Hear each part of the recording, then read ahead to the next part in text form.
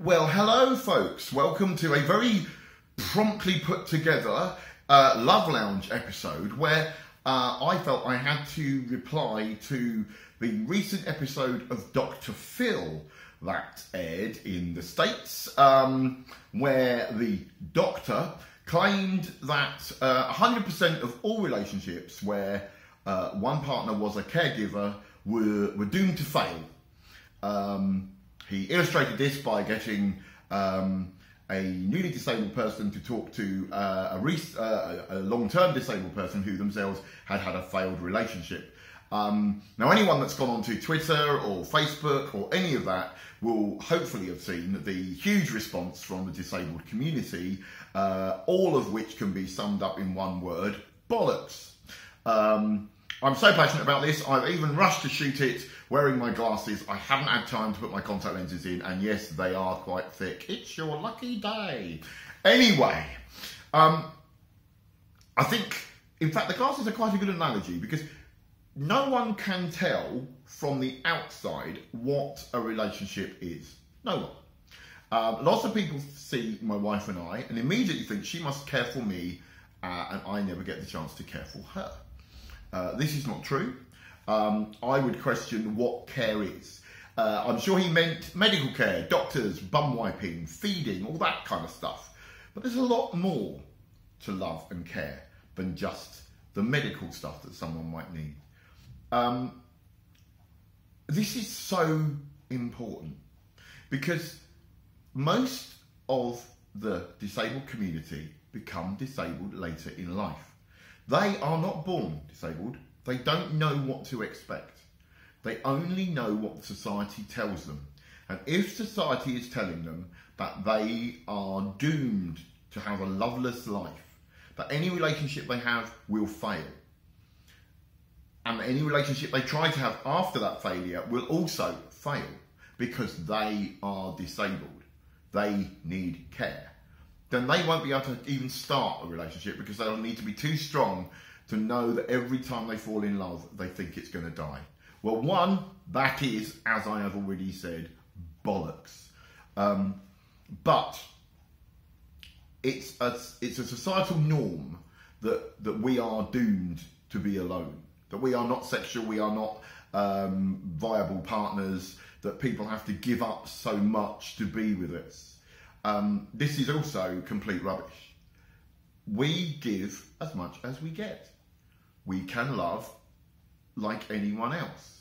The idea that non-disabled people go through their life not caring for each other, I think is quite scary and says something quite deeply troubling about what many non-disabled people expect from love.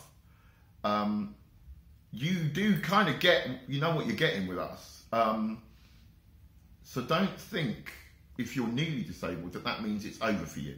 Now, I know that that's what you think, because while I've been disabled since birth, I became a wheelchair user when I was 15 after my spine collapsed. And I truly thought that that was it. I would never find love, I'd never have a family, all these things I would never do. And it destroyed me. I became very depressed, I became suicidal. And yet within a year and a half of that period, I was in a relationship. Within another year and a half, I was in my first proper long-term relationship with someone who I owe so much to because she taught me truly that I was lovable and I could be loved. And it's not just you that thinks you can't be loved, it's everyone around you, it's all your friends, it's your family. They all believe that that's it for you.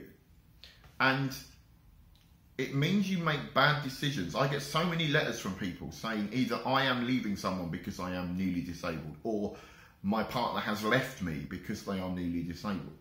And it's all because you're trying to save someone from this terrible horribleness that is being with someone disabled. It can be wonderful. So just please go on to Twitter. Look at the answers to Dr. Phil. Look at is it 100 of 100 hashtag? And you'll see all these really wonderful stories of love and happiness and joy where one or both partners are disabled. Remember that just because you need caring for doesn't mean you're then unlovable. there are ways of getting that care provided so it doesn't place too much pressure on a relationship. But even if you're in one of those relationships where your partner does all your caring, I'm in one of those relationships, there are ways of making it part of the joy of your life and not a terrible task that they have to do. My wife does things for me every day that she would not have to do if I was not disabled. But it is something that made us closer together, not something that made us split apart.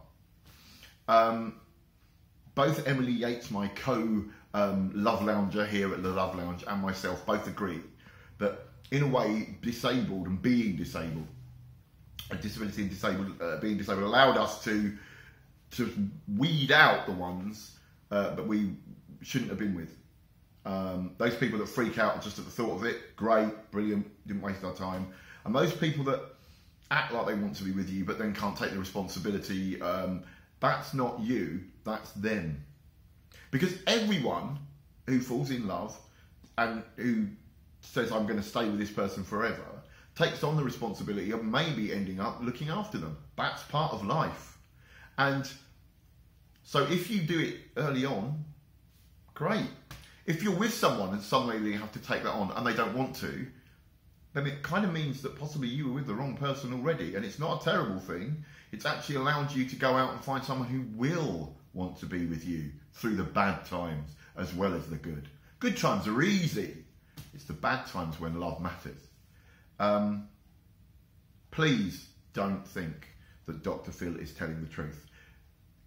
I am one of those 100% that he claims fail.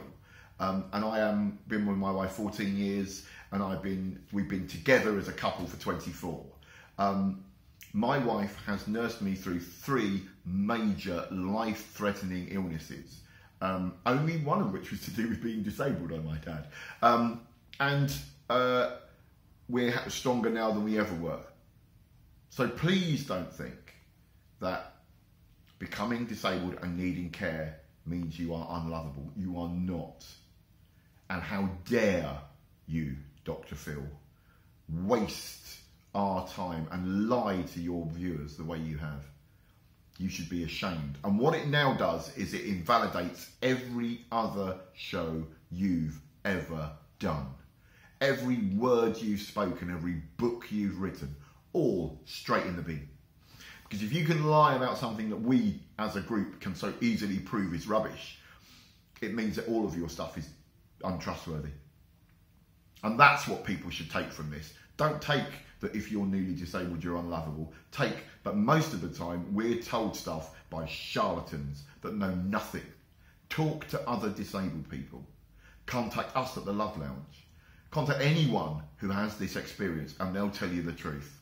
And the truth is, you're just as lovable as you were the day before. I'd even go as far as to say you might be more lovable because you've had a slight idea of what life is really about.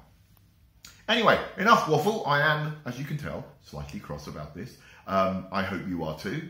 And with that, I say goodbye. Have a great life. Get loved, be loved, give love. And hopefully I'll speak to you all soon. Great. Bye.